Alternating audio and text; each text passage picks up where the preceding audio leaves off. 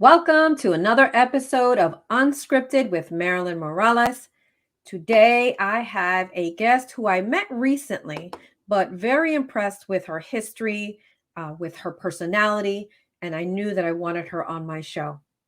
My next guest is Bekah George. Rebekah George is a public speaker who seeks to help people overcome shame, trauma, and past wounds. She shares her powerful story of how she overcame shame and the way it drastically changed her life. And she believes it can change others' lives too. Rebekah has been a mental health therapist for nearly 15 years, walking through this journey of shame with thousands of others. She comes from a biblical perspective and believes healing shame starts with allowing God into all parts of one's life. She has a bachelor's degree in biblical studies, a master's degree in clinical psychology, counseling, and is currently working on her master's of divinity. Let us welcome Bekah to the show. Hello. Hi, thanks for having me. I'm so excited to be here. Listen, thank you so much for coming on this show. I love, as I read your bio, I have already a lot of questions, right? I'm excited. So number one is a journey of walking in shame. Mm-hmm. Do you find that there is a lot of people that identify with that term? I believe that everyone has shame, but not everyone knows that they have shame, right? Because it looks different for everyone. And so when I say working through shame, there's a small percentage of people who identify, yes, I know that I have shame about past trauma or hurt or abuse. But really, I find it interesting that a lot of people don't recognize that they have shame until I start educating that, hey, there's a lot more to it than maybe what you thought. And so once I start to educate people on that a little bit, then they start recognizing, oh, I guess I do have some shame. So here's a question on that, because how I recognize shame is, what is the definition of shame? And is shame different for every person? Yeah. So I always start with guilt because I think that people understand guilt, Okay. right? Which is I did something bad and I don't want to feel this way again. So I'm going to do something different next time.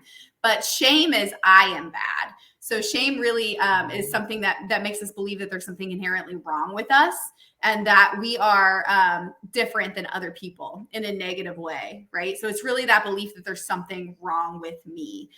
If people knew everything about me or knew this one thing about me, people wouldn't love me anymore. Okay. That changes it for me.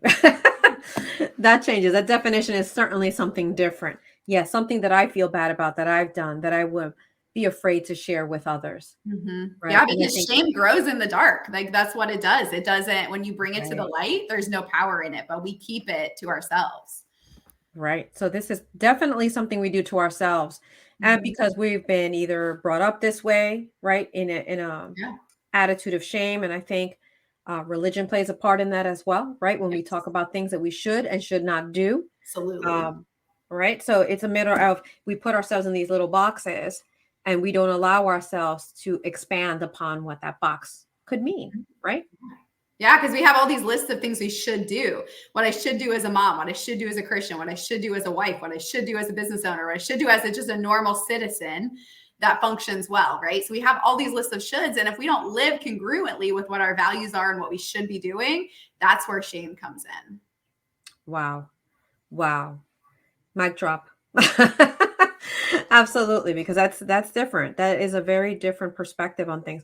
And do the majority of your clientele, this is what you talk about and help them navigate through? Yes. So I actually specialize with sexual trauma and sexually maladaptive behavior, which is what I've always done, kind of helping victims of sexual abuse to get through their shame. But over the years, I realized that there's so many more things that bring shame than just trauma and abuse, right? Things like, I thought my life would look different at this point in my life, right? Like shame of I'm 37 years old and don't own a home, or I'm 40 and I'm not married, or I'm 45 and I've been through 2 divorces, or whatever the case may be in your situation. There's those other things that bring about shame that I'm like, hey, we have to work through those things too, because they create limiting beliefs. So I don't just work with the major things anymore. Now it's also, what are those things that just block you from being who you were created to be? Oh my God, that's extremely impactful. Yes, because I know that I have a lot of limiting beliefs, right? I've worked through them, but Yeah, certainly those smaller things can add up to bigger things. And absolutely. so share with my viewers a point in your life where you went through a difficulty and some tips and tools that help you navigate that. Yeah. So 2.5 years ago, I got out of a really abusive relationship.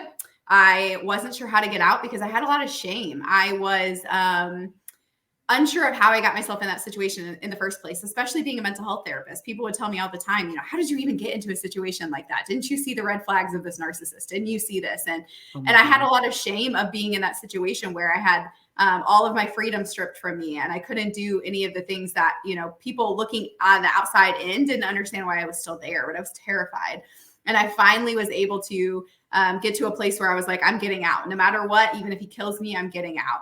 And so I was able to leave with what I could fit in my car, just about 2 suitcases in a box, leave kind of in the middle of the night. I drove from Indiana to Florida, started my whole life over again, had no money, had to get a place with no furniture. And it was just like, okay, Wow. this is where we're at 35 years old. I'm starting all my whole life over again, left everything I owned, my family, my friends, everything. And so at that point, that's when I realized I have to deal with this shame because it was putting me in positions where I was in abusive relationships time after time.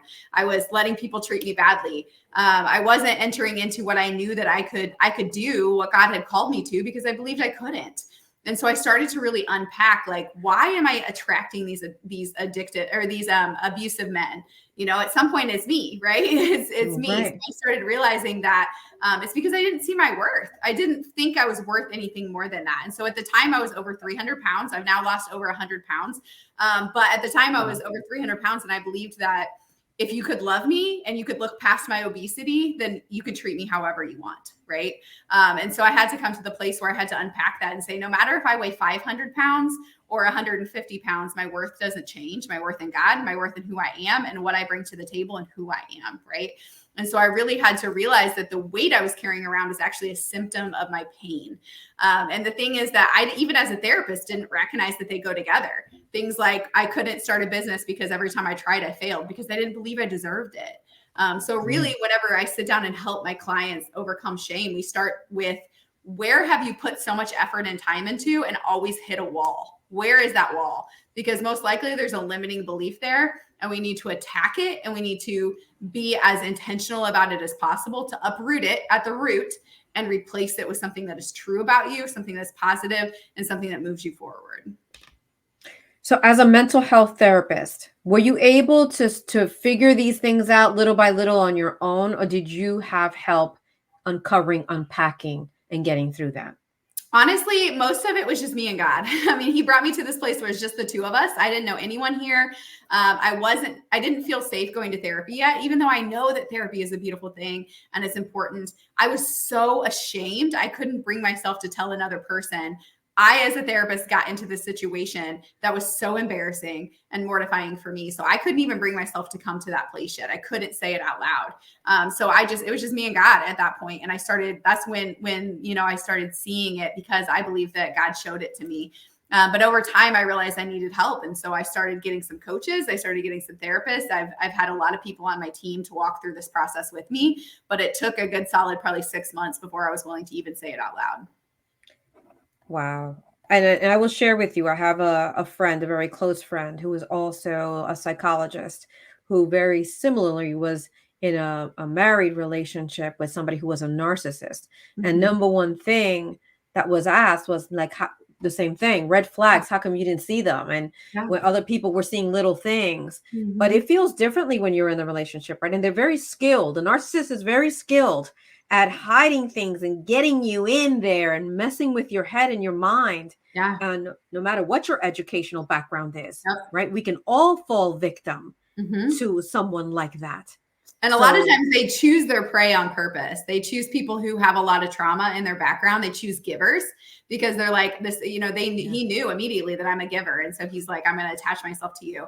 And then he used shame tactics, where he was like, no one's going to want you now that I've, done these things. No one's going to, like he would, threaten to expose things at work. Like he would threaten to send naked pictures of me to my boss that he had taken, that I didn't even know he had taken, you know, and he did actually do some of those things that were so terrible. And so then there was that shame of, I can't believe as a Christian that I'm, you know, in this position, right? I can't believe that I'm living with him, but he forced me to live with him. He got me to where I was disconnected from my family. I had to hide in the bathtub to text my family because I was so terrified of him. And so they isolate you, right? And so I saw the red flags once they started, but I was so scared to admit that I needed help and I didn't know how. And he would threaten my life. He would threaten the life of my family and those types of things. And so I just said, you know what, I can handle a lot of things. And if I can handle this, then, you know, I'll be okay. Wow. How scary. How scary. I'm so glad to see how you are today. You are truly an inspiration. And instead of looking at things, I mean, you packed up all your stuff and truly left to a place where no one knew.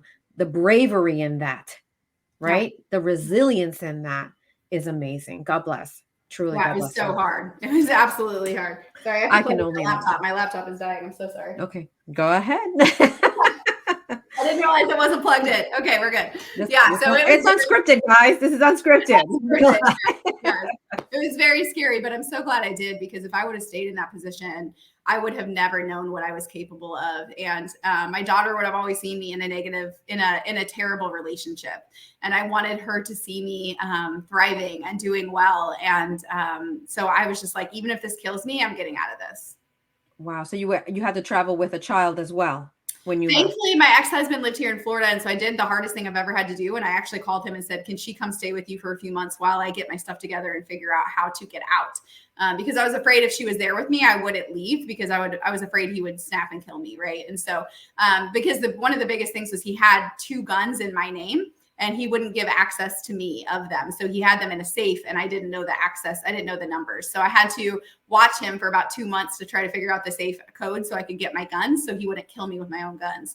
And so I had set my daughter here because I was really afraid that he would kill me or kill her. And so because of that, I knew she would be safe with her dad. So thankfully, I was able to get out without having to worry about that. Right. Wow, that's fantastic. Now, talk to me a little bit about your faith, because I know that that's the number one thing that helped you navigate through this. Yeah. Right. So were you always a faithful person? Like myself, I'm a cradle Catholic. So, you know, I have these things that I've learned along the way. Were you also raised in your faith, or did you come to it in a different way as you got older?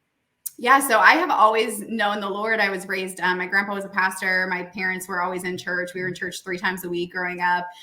Very, very conservative family, which brought a lot of extra shame too. I love my family, but the conservativeness and the shame was, you're not supposed to live with someone before you're married, right? You're not supposed to do these things. You're not supposed to have sex before you're married, that kind of thing. And so I didn't feel like I could reach out to a lot of people in my family because of that, right? And or any friends who were Christians and things like that, because I felt like, you know, I'm not supposed to be in this position, so I can't ask for help. But I always loved the Lord. But after my divorce, I got divorced in 2014.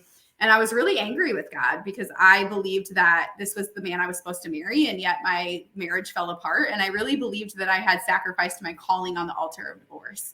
I felt like there was no more hope for me. All my hope died that day when I got divorced. And so for about 5 to 6 years, I really didn't have much to do with God. I would pray sometimes and say, you know, I'd take my daughter to church and I'd sit in the parking lot and cry because I didn't want anything to do with Christians. I didn't want anything to do with it. And then there was a day in which I came to Florida and went to church.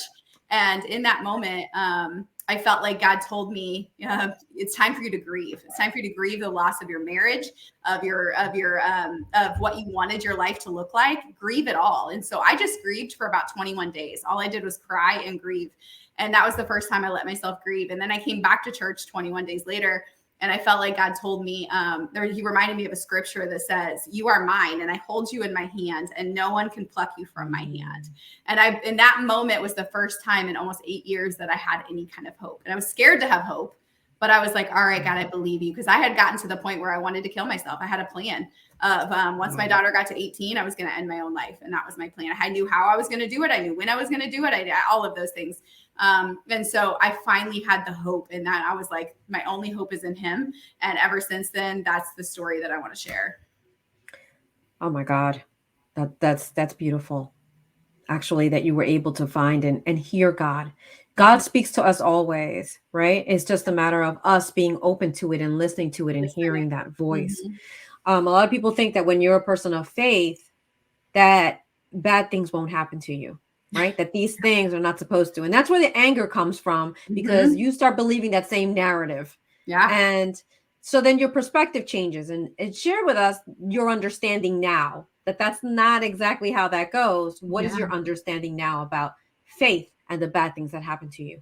That's a great question, because it is really frustrating where it's like, God, I serve you and I love you. And I did the things right with my first marriage, right? Like we were both pastors and we waited till we were married to have sex and to live together and to do these things. And so I was like, God, if I do what I'm supposed to do, life is supposed to work this way, right? Right. And it doesn't always work that way. And I realized that, the Bible says that good things and bad things happen to both the good and the bad, right? Like that's just how life is. And because we live in a sinful, fallen world, we're never going to have perfection. We're never going to have things the way that they're supposed to be until we go to heaven, right? And so realizing that God's word says that he will take everything that happens to us and turn it for our good.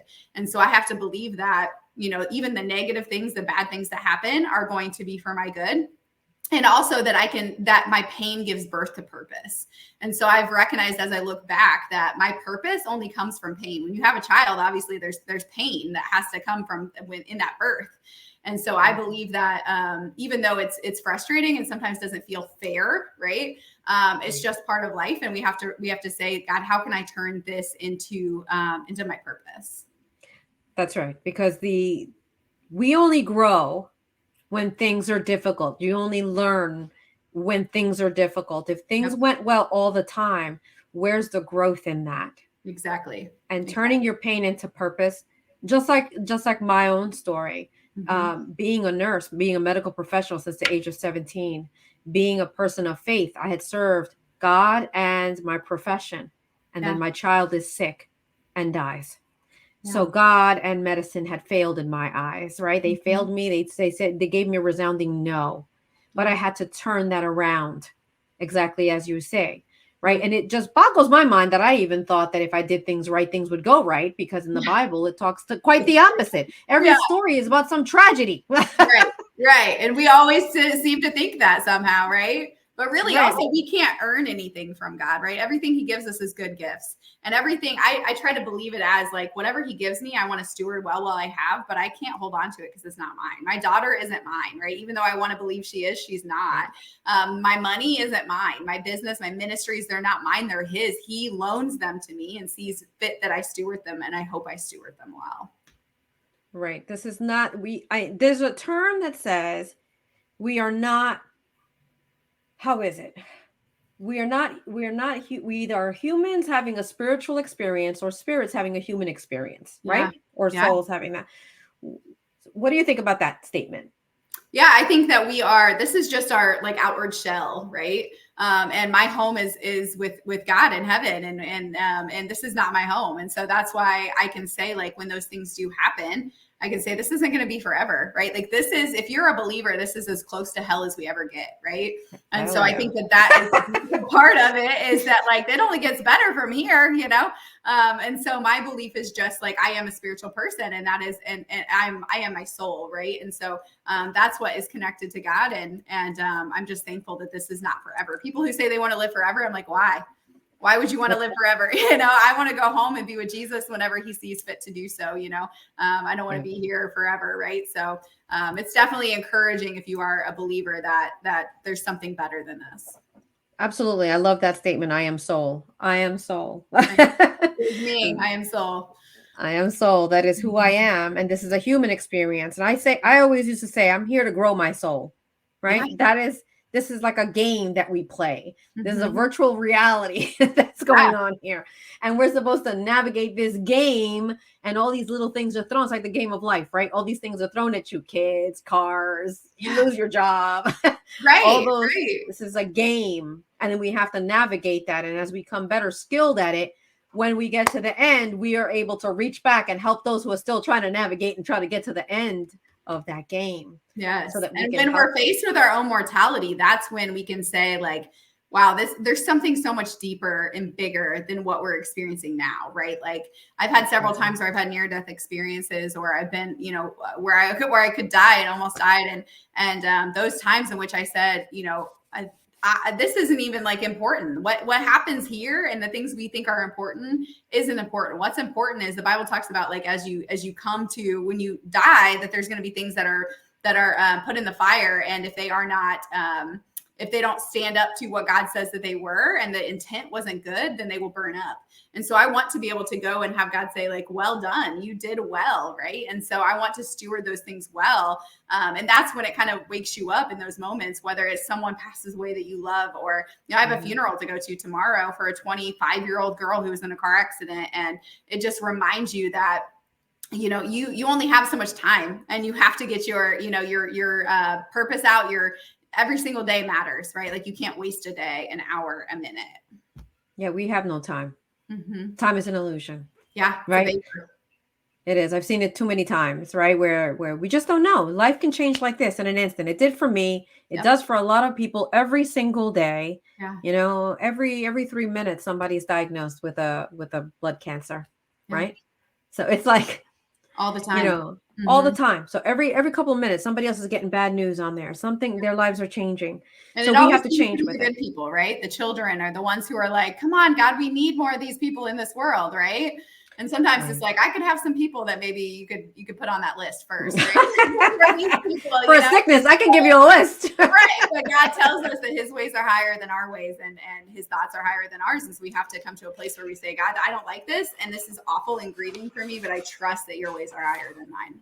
Right. And I think we have to open our hearts, right? Or not our eyes, not our physical eyes, is we have to open our hearts to see the miracles that occur every single day in our lives. Yeah. One of the biggest questions I was asked after losing my child was, how could you still believe in God? Yeah. And my answer is, how could I not?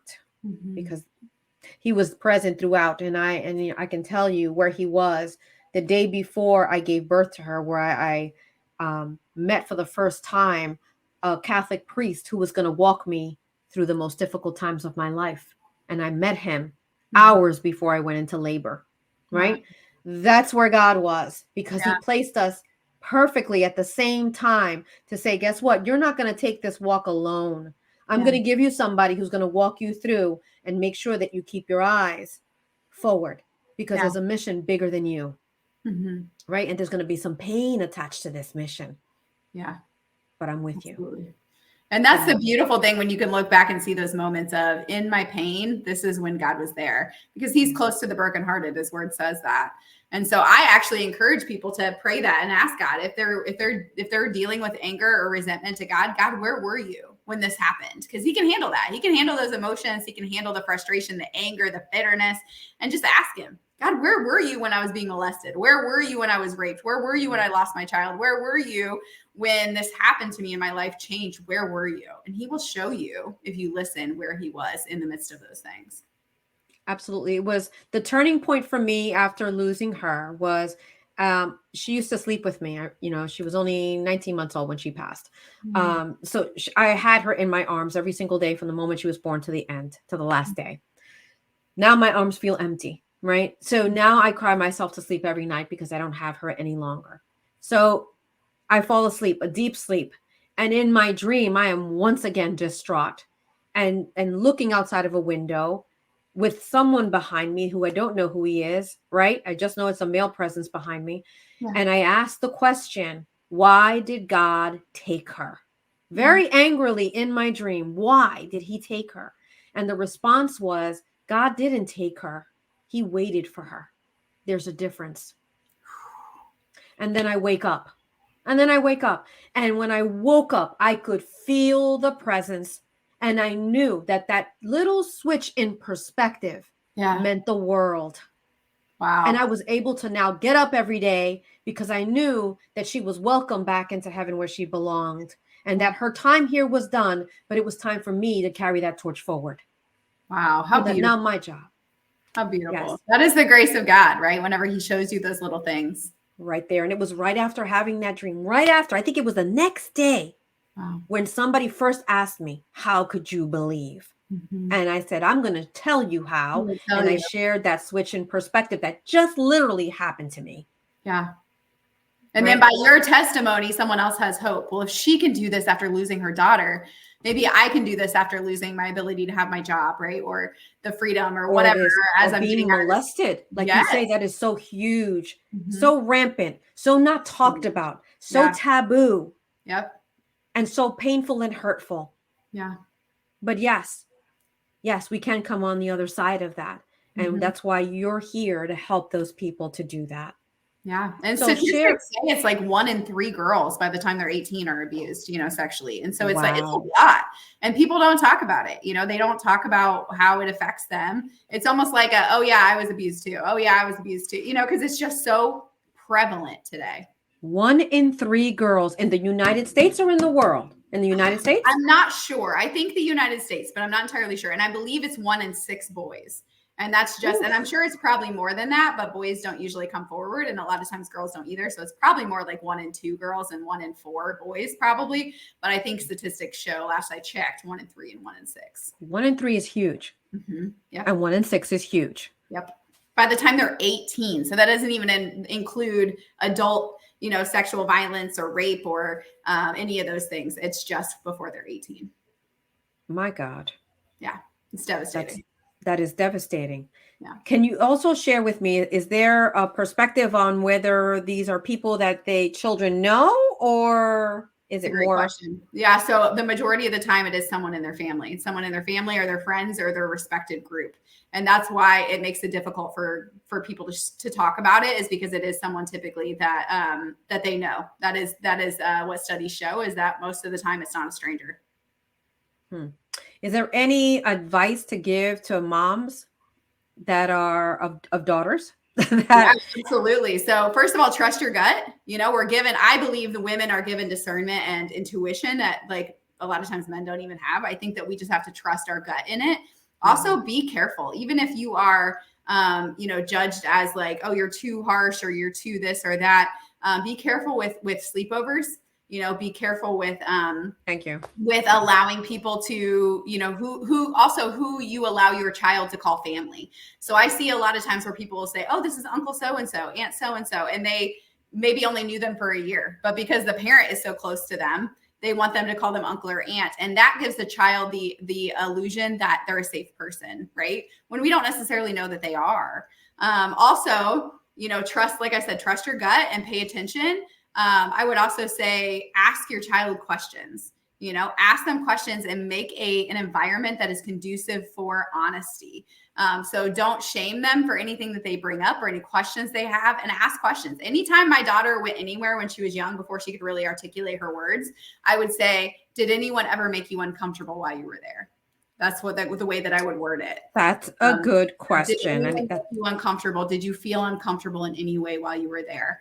Because, I didn't want to come out and say, did anybody touch you, or touch your private, right, like that, and creep her out. But I always wanted to be like, did anyone make you uncomfortable? And then if she said no, I would say, great. You know that if anyone ever does, you come and tell me, right? And she'd say, yes, Mom, I know. And then she'd get to the point where anytime I picked her up from anywhere, even daycare every day, she'd get in the car and she'd say, no, Mom, no one made me uncomfortable, because that's what I would ask every single day. Did any adult make you uncomfortable? And sometimes I would even say, kid, did any adult or child make you uncomfortable today?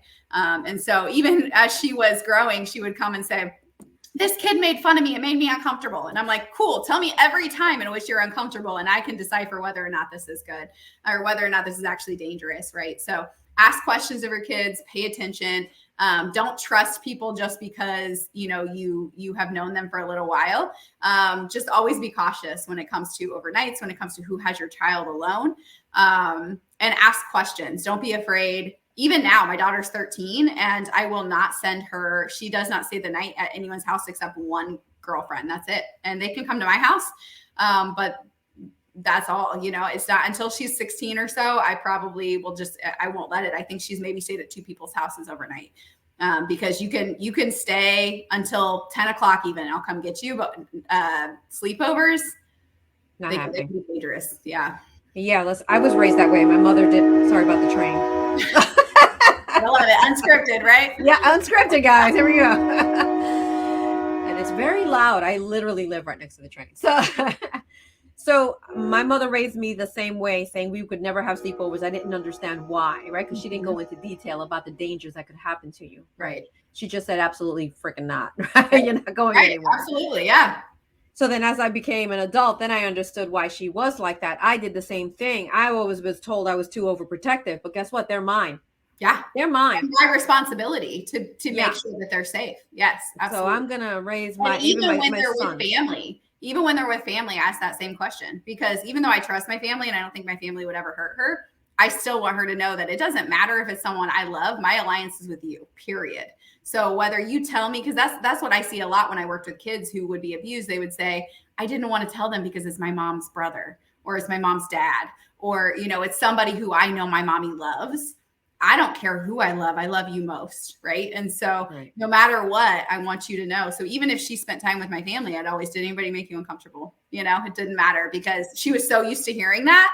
It wasn't something that she would feel like I was attacking my family in any way or my friends or any of those things. But I just think that it's important you don't want to be so fearful because obviously we trust God and we try not to live in fear, but it's also, we have to be wise. Yeah, we have to be realistic and Mhm. that God is there, but these are humans that make these Mhm. decisions, and we know they Exactly. exist, and we also know that evil exists Exactly. inside of people. So Yep. yeah, it has nothing to do with that. It means that God has given us the discernment, as you say, Yep. and the red flags that, hey, that person is not Yep. safe. I think I I also teach absolutely my daughter to pay attention to her surroundings and listen to how she's feeling. So if she listen to her starts gut. feeling, yes, listen to her gut. And I give, I had a code word from a young age. So if I ever if you're ever somewhere I'm not and I'm talking to you and you say this code word, I know I need to come get you immediately, right? I also have a safe word where if I ever send somebody to pick her up or I send somebody to get her, she knows what that word is. And if that person doesn't say the word, she doesn't go with them, And so there is always those ways of communicating so that she doesn't ever feel like she can't call me and say, I need help. She can just say this code word and I know that I'm coming to get her. So, and these are fantastic. I have to tell you, fantastic tips and tools and advice for moms. I absolutely love it because feeling uncomfortable is not just that, right? There's a lot Yeah, of bullying. There's a lot of absolutely. suicide now in elementary Yeah, children, elementary yeah. school children that Mhm. young, that if they were asked, did anybody make you feel uncomfortable? That's a safe way to get that conversation going and Yep. figure out what I need to do as a mom. Yeah. Fantastic. Tell Or me, how even did like you I learn had a that? client once who told me when I asked her, because I asked my clients that same thing too when I worked with kids, anybody make you uncomfortable? And she said, yeah, one of her girlfriends who was a little girl, I mean, it was a girl, she said she wanted to take pictures in just my bra and underwear. And I thought, well, that's weird. And she said, I wasn't comfortable with it. So I said no. And I was like, here's something, to bring up. Turns out she had been looking at like some sort of something online and saw these, girls in like underwear, bra, whatever. And so she wanted to reenact that, but we wouldn't necessarily think of that because it wasn't like a predator or something, but in that situation, if you have the kind of environment your kid can talk to you, then they can say, I was uncomfortable with the fact that she asked me to do that. And then what's happening. Yeah, now you can have the conversation about photos, right? Mhm. Because Yeah. photos on phone, our kids have devices now. Where back Oh, when I was being raised, they didn't have them, yeah. right? So now, Same. where's that picture going to end up? Yep.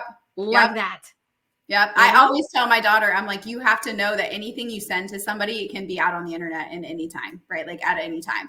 And just knowing that. And it's sad to see, like, she is very naive.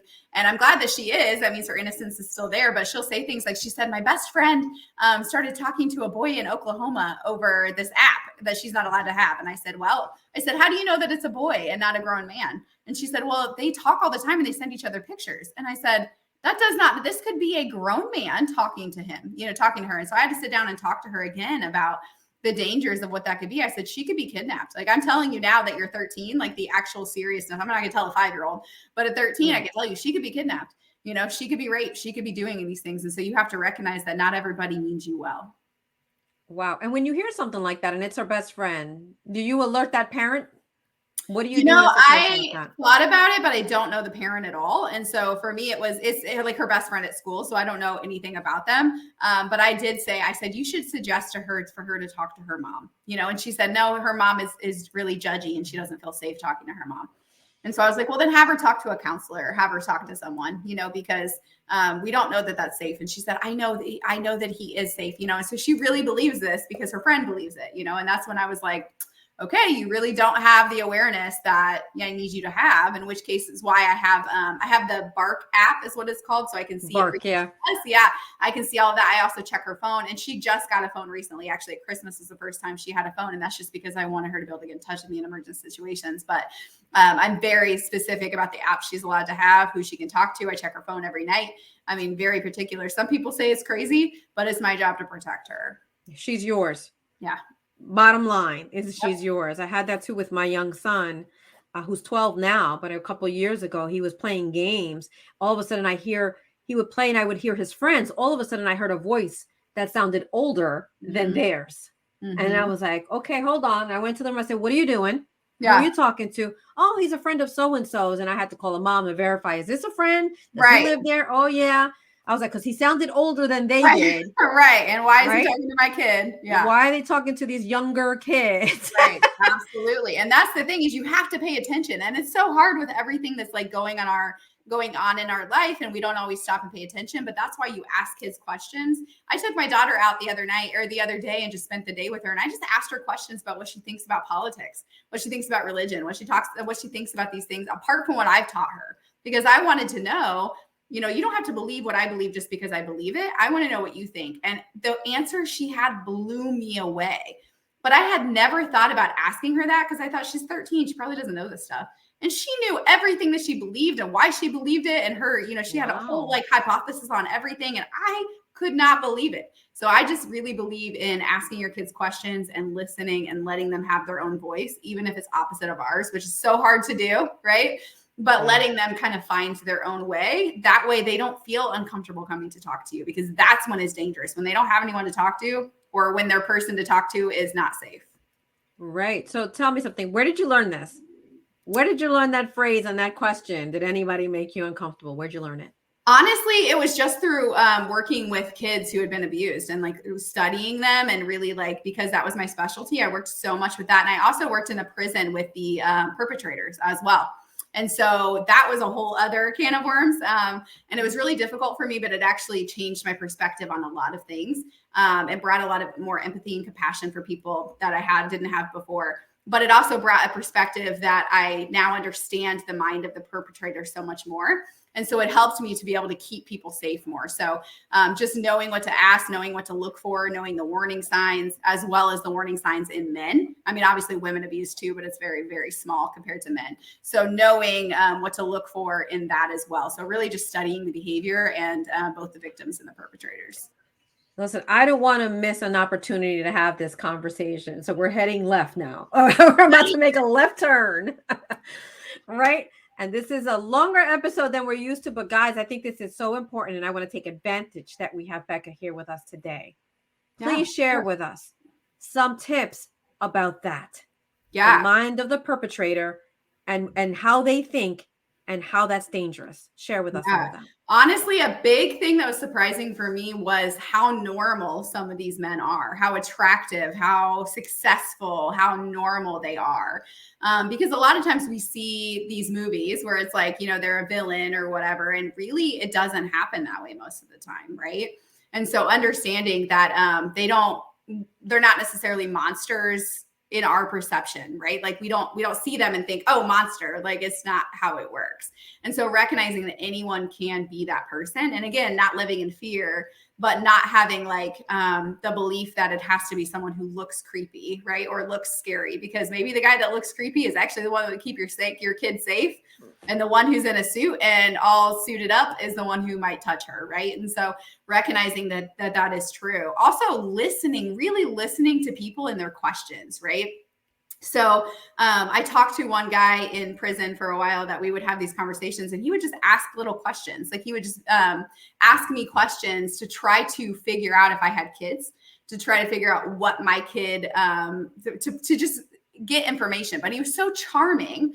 I noticed myself putting my guard down, right? In a little bit of a way, because he was so charming. We would just have conversations. And sometimes I had to sit with him for an hour and he wouldn't speak. And then he would start talking about his life. And so paying attention to the questions that they ask, right? Like, why are you that interested in my child? You know, like, why are you around all of the time? Is there how does she respond to the touch of that person, right? Like paying attention to your daughter or your son. How do they act when that person is around?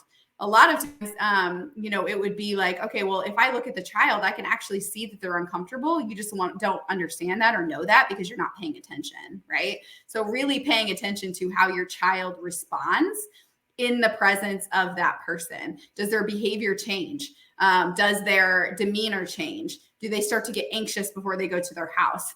Do they do they stop talking or talk more after they talk to this person? So kind of just paying attention to your child and also paying attention to the questions that the adult asks. Person is asking, yeah, because unfortunately, when you notice those signs in your child, something has already happened. Yep. Right. So our job is to prevent that from happening. Mm-hmm. And so I had a situation where I actually went out on a date with a guy that ended up being a pedophile. And thank God I recognized these signs because I studied it and I knew. And so he had 5 children and I was like, oh my gosh, if you have kids, you're probably safe. Like that was my first thought. Because I prefer to date people who have kids because I feel like they're less likely. Because the thing is, when a man who is not the biological parent is in your home with another child, the chances of sexual abuse goes through the roof compared to another situation. So stepdads are actually really dangerous. They can be dangerous, right? And so making sure you really understand and know who's coming into your home. So I went out on a date with this guy and he would always kind of just like be elusive about certain things I would ask. And then he would ask questions about my daughter that most men I dated wouldn't. So he would say, like he would ask questions like, what was her day at school like today? You know, like, why you don't know her? Why are you asking about her school day? You know, it was almost like he was trying to get information about where she went to school. Right. Oh, so he would say, what was her school like? And he'd say, like, does she have like a man teacher or a woman teacher? You know? So he would just weird question. Ask, why are you asking? You know, so that I would just be like, I would give very vague answers. I said, oh, she has a girl teacher or whatever. And I would change to something else. And then he asked like, oh, well, what race is she? Okay, that's not abnormal because I have a biracial child. So he, had seen a picture at one point, and I never send a picture of just my daughter to anyone ever. It was me and my daughter, in which case he saw one picture. And he was just like, what race is she? Okay, I can let that go. But then he would ask things like, I really like her hair. It's so beautiful. Like, what do you do to take care of it? And just asking more questions about her than the average person. And then I started noticing that he would say things like, he was like, oh yeah, I have a daughter who's 13 and she's just so beautiful. And it's been so weird as she's developed into a woman and how weird it is to see her curves now and see that it's just strange. Now there's nothing abnormal about a father being weirded out by, his daughter becoming a woman and how weird that is. But it was enough to alert me. I don't like the fact that you've now asked about my daughter 10 times today. You've talked to me about your daughter's body. This is a little weird. So I stopped talking to him, cut it out because I was like, it's not worth it. I'm done. Come to find out, this is how I found out. 2 years later, I was working at a crisis center and I was talking to a woman and she said she had just found out that her daughter was molested. And she said, I can't believe that this man that I trusted would molest my child. And she said, did you know that there's a website that you can go on and see how many child molesters are in your area? And I was like, yeah, there is. I haven't even looked at it in a while. I went to look at this website as soon as she walked away. And when I tell you that he was like number 2 on the most dangerous in the area, it popped up with his picture. He actually had done like 12 years for rape, sodomy, and multiple other, crazy. Oh my God. Children under 7. And I threw up. I grabbed my trash can. I threw up and then I started sobbing because I was like, God, I could have let a predator into my home and not known. And I'm educated in this. Thank God I recognized that sign. Thank God I knew, right? So it's really paying attention to that kind of thing. Doing a background check with anyone who you don't really know. I do that no matter what. If I'm going to date you, if I'm going to go out on a date with you, I don't care if I'm going to have you around. If even my coaches, if I have, coaches or personal trainer, had a personal trainer come to my home for a while, I did a background check on him because I just do a background check on someone. Yeah, you can just pull up. Most of the time, you go to it's all public record. So you look them up on whatever your state site is. You can look to see if they have a public record at all. And it doesn't necessarily mean that they aren't a predator, but it helps to weed away the ones that have already had some kind of trouble. So also, if you went on that site, you found him on that site? I found that guy. Yeah, I found him. You put his name in and boom, it popped up. Yep. Wow. Yep. And I think it is important to go to those sites and find out, who, because it shows the picture of the person and it shows the location of the home and what they did. It'll say a child under 12 or a child under 17 or sexual battery or whatever the case is. So then you can know like, oh, this is an actual pedophile, not someone who was like, 20 and she was 17 or something. Like this is an actual pedophile. I need to be aware of that home. I need to be aware of that area, just to have your awareness up. Oh my God, it makes you never want to date again. Girl, right? Tell me about it. That's where discernment is so important. And asking the Holy Spirit, asking God, help me to recognize who is safe and who isn't safe, because man, it is. And I think it's the hardest to be a woman out here dating, because when you have daughters specifically, because it's like, my most precious thing is my child, and I'm allowing you into my home, and it's scary. And it's just not worth it. I used to say that all the time. God forbid something happened between my husband and I, and we're about to be married for 29 years, right? But if something had happened, I was like, there is no man entering my home. That's it. If I'm going to date you, it's outside. You're not coming into my home. You're not coming around. My daughter has met two men that I've dated. One was literally in passing. She barely met him. And then the other one was the abusive one, but that was because it was very it was forced on me. Right. And so, but I always was constantly trying to make sure that he, didn't hurt her. And he never showed any signs of doing anything to her. It was always me. And so that was kind of a way of justifying it, but I don't bring men around. She doesn't know anybody, like any of that stuff, because I'm not about it. Wow. Bekah, thank you so much for sharing all this with us. I mean, so much information. Hopefully it's helpful. Yes. And guess what? We need a part 2. We need you back. Yeah, there's still so much to unpack for sure. There's a lot to unpack. I think you and I can do a series here, right? Absolutely. It's so surprising that this went this direction, but I'm here for it, because hopefully it helps somebody. Yeah, listen, I said we're about to take a left turn. Right? You're like, so this is where we're going. But it's good. It's definitely helpful. This is good. That's what Unscripted's about, right? It's just going where the Lord is telling us to go. And we just went there, and we're back, guys. We're back. We're back on track. Exactly. But we had to take that left turn because I truly feel somebody needed to hear that. Mm-hmm. Somebody out there truly needs to hear that information that you gave. Yeah. And honestly, I really implore anyone who maybe went through something as a child and you haven't talked about it, to find someone to talk about it with, because there are so many people who carry this burden of something happened to me. And a lot of times it's, I don't want to talk about it because there's a family member or somebody I love, or incest is a huge piece of brought of shame, right? Or if maybe you didn't stop it because you didn't know how to. And then a lot of times people are like, was that abuse if I didn't stop it or tell anyone about it? Or what if I was 16 and I didn't know how to articulate myself? There's all of these reasons why people think, oh, that wasn't really rape or wasn't really molestation or whatever. Talk to someone about it, because that's when that shame will go away and you can actually start chiseling away at it instead of it growing and growing. My God, fantastic, fantastic. There's so much more for us to unpack. And how can people get a hold of you? Somebody's listening to you now and they want to talk with you. Yeah. How can they get in contact with you? Yeah, so I do both short-term and long-term coaching. I prefer the short-term. I do like three sessions. Basically, let's just get to the bottom of what is going on with you in shame. I can't do clinical therapy with anyone outside of the state I'm licensed in, but I can start to really unpack it a little bit at it. What are your limiting beliefs? And do that in 3 sessions to get past some of those limiting beliefs. I do some long-term coaching as well. And then I do speaking. I do public speaking to share my story and to help people in a bigger way, right? So you can find me on my website, which is bekahdawn.com. And you can find me on Facebook under Bekah George. I love connecting to people. I love people. I would love to hear from you. I'm on all the social media, sites, so you can just reach out, and I would love to connect. Absolutely. Fantastic. Thank you for that. Now, this is the question I ask all my guests, and I'd love to hear your perspective. How do you define success? Success for me is being proud of what I did that day. Success for me is being proud at the end of my life of what I did, how I lived, and integrity. Did I live integritous? Did I live in a way that makes me proud and is congruent with my values and my beliefs? Love that. Love that. Bekah, thank you again for coming on the show.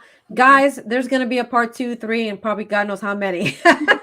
But I see a need here, and I'd love to continue that journey with you. Absolutely. And for my viewers, I will see you next time. Hi, everybody. My name is Gabrielle Morales, and I am a recruitment coordinator for Be The Match. My journey with Be The Match actually began when I was only 9 years old.